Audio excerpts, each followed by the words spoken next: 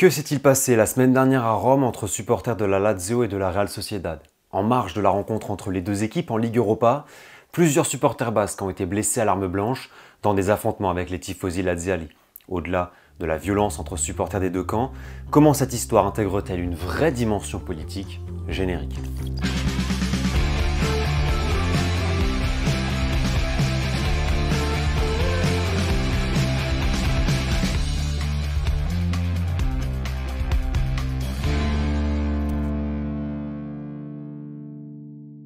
Bonjour les amis, bienvenue à Solarena, très heureux de vous retrouver pour une toute nouvelle vidéo cette semaine, la 4e de 2025, la dernière du mois de janvier, une vidéo consacrée aux récents événements entre fans de la Real Sociedad et de la Lazio.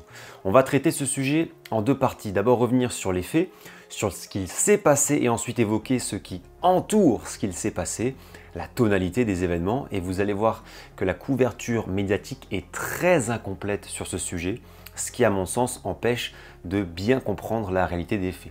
Avant qu'on commence, un grand merci pour vos retours sur les précédentes vidéos, c'est toujours très plaisant et gratifiant de voir que les vidéos plaisent, que vous êtes là à les suivre. Comme toujours, n'hésitez pas à liker cette vidéo, commenter, vous abonner et activer la petite cloche bien sûr. Direction tous ensemble les 50 000 abonnés, c'est gratuit et ça me soutient. Installez-vous bien confortablement, on est parti. Jeudi dernier, la Lazio recevait la Real Sociedad pour une belle affiche de phase de ligue de cette Ligue Europa 2024-2025. Résultat, net succès 3-1 pour les Italiens qui caracolent en tête de la Ligue.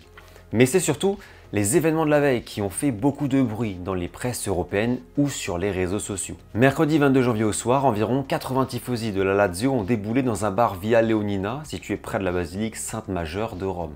En terrasse et à l'intérieur, environ 70 supporters basques, et pas n'importe lesquels, le groupe RSF Firme, le groupe hooligan de la Real Sociedad. Plus tôt dans la journée, certains de ses membres s'affichaient sur les réseaux sociaux près du Colisée. À l'heure où je m'enregistre, difficile de savoir si la rencontre entre les deux groupes violents était prévue. Quoi qu'il en soit, tout porte à croire que l'action des tifosi de la Lazio, elle, était préméditée. Des violentes échauffourées éclatent, plusieurs supporters basques sont blessés, parfois très gravement. 3 d'entre eux sont hospitalisés après avoir été poignardés. À l'arrivée des forces de l'ordre italiennes, plusieurs arrestations ont lieu et surtout une saisie impressionnante de l'arsenal des Hools de la Lazio.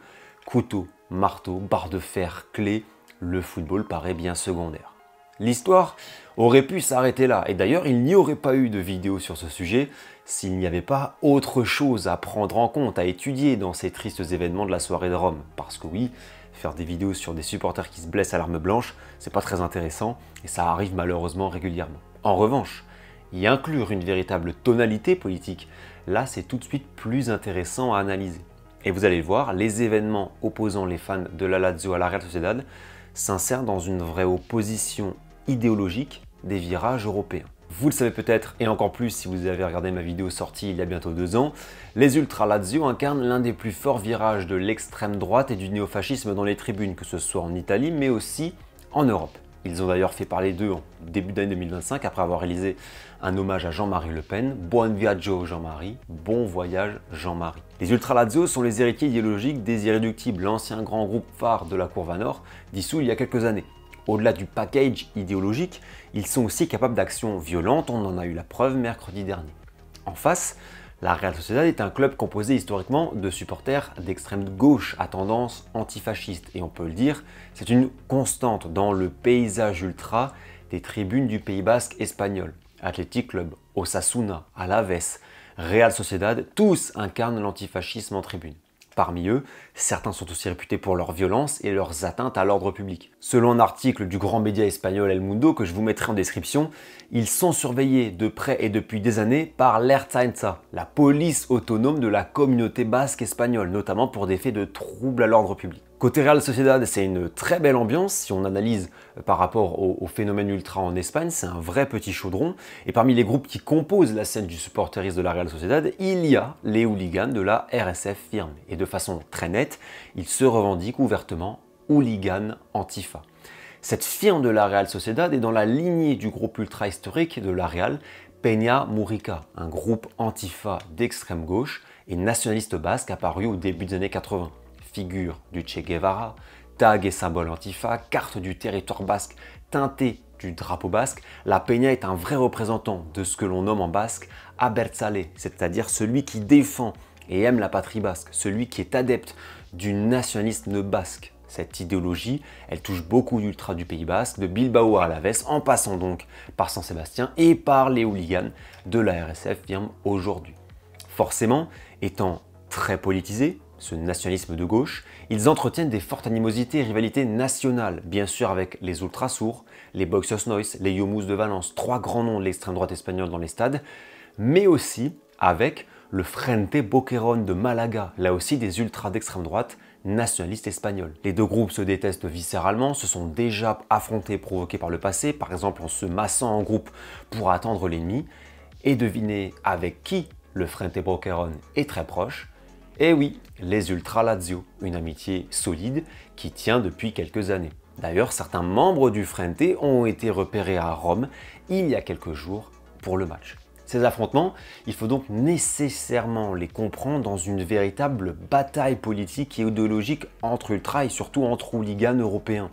C'est la galaxie d'extrême droite à tendance néofasciste contre la galaxie d'extrême gauche à tendance antifasciste. D'ailleurs, le propriétaire du bar à Rome dans lequel se sont amassés les hooligans de la Real Sociedad a raconté qu'ils ont stické, donc posé des stickers un peu partout au bar et dans les alentours, marquant leur territoire et taguant notamment sur un mur à l'extérieur Antifa hooligan.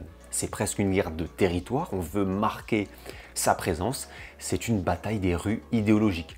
Et pour les Ultras Lazio, la venue de ces rivaux idéologiques, elle était nettement attendue. Voilà en somme une clé de compréhension dont on n'a quasiment pas parlé dans les médias mainstream ou généralistes sportifs.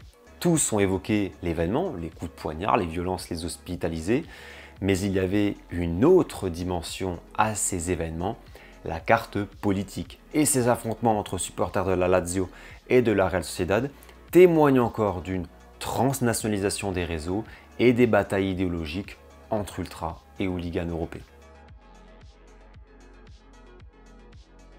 Voilà les amis, c'est la fin de cette vidéo, j'espère qu'elle vous aura plu. Elle était un peu plus courte que les autres, c'était une sorte de point d'actualité un peu chaud à étudier, donc c'est souvent plus court et je trouvais le sujet assez intéressant, d'autant plus qu'il y a des ressorts à étudier qu'on adore analyser sur l'Arena. Si jamais vous avez d'ailleurs des infos et des choses à partager sur ces événements, vous avez l'espace commentaire pour ça. Et si vous avez apprécié cette vidéo, n'hésitez pas à la partager bien évidemment, mais surtout à liker et à vous abonner. Ça référence la chaîne et ça me soutient. C'est la meilleure récompense, je le dis et le redis, mais c'est la vraie meilleure récompense de tout le travail et ça incite bien sûr à continuer les vidéos. Je vous informe d'ores et déjà les amis qu'il n'y aura pas de vidéo la semaine prochaine, donc je vous dis à dans 2 semaines, en février. D'ici là, prenez soin de vous et surtout, profitez des vôtres. Ciao ciao.